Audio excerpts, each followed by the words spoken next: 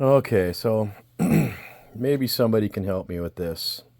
I got this from my insurance company today.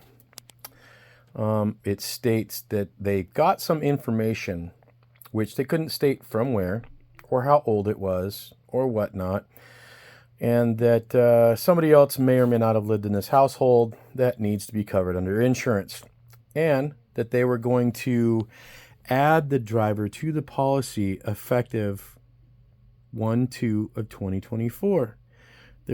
But it says the driver listed above should be added to your policy. What I need to do, there's nothing you need to do. We will add the driver to your policy effective. How can they add somebody to my policy without my written consent? So yes, the person does live at my house. She is married to my stepson. Her last name wasn't even right because they've been married for 6 years. So that tells me they have old information. So when I called to complain about this neat letter I got, I stated, this house was built in 1979. I've only owned it for 15 years. Am I going to get more letters to exclude people off my insurance that has lived here in the past? She stated, that has happened. Is it even legal? It's not even moral.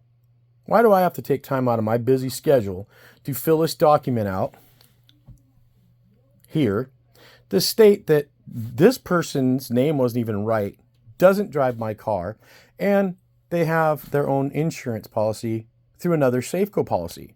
Well, she doesn't have Safeco. She does have full coverage insurance through somebody else. So I don't even know what to say, what to do. I really want to look for a different insurance company, because if they're just going to add people to my policy, what if I didn't get this in the mail? We've all not gotten mail. I'm hoping there's an attorney somewhere out there that will see this and give me some advice on this. Is this even legal? Can they just auto add people because they got something from an anonymous source stating that somebody may or may not live here? I don't get it. So if I didn't fill this out, they'd be auto added to my policy. Again, can somebody help me with this and tell me if this is even legal or if it's a new standard procedure they're doing? I don't get it.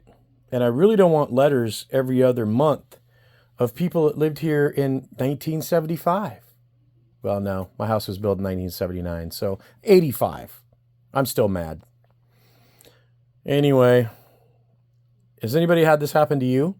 I mean, I understand when you first get it, they ask who lives there, they exclude you from the list. I get that because my wife has her own insurance and we excluded her at the time of purchase of this policy.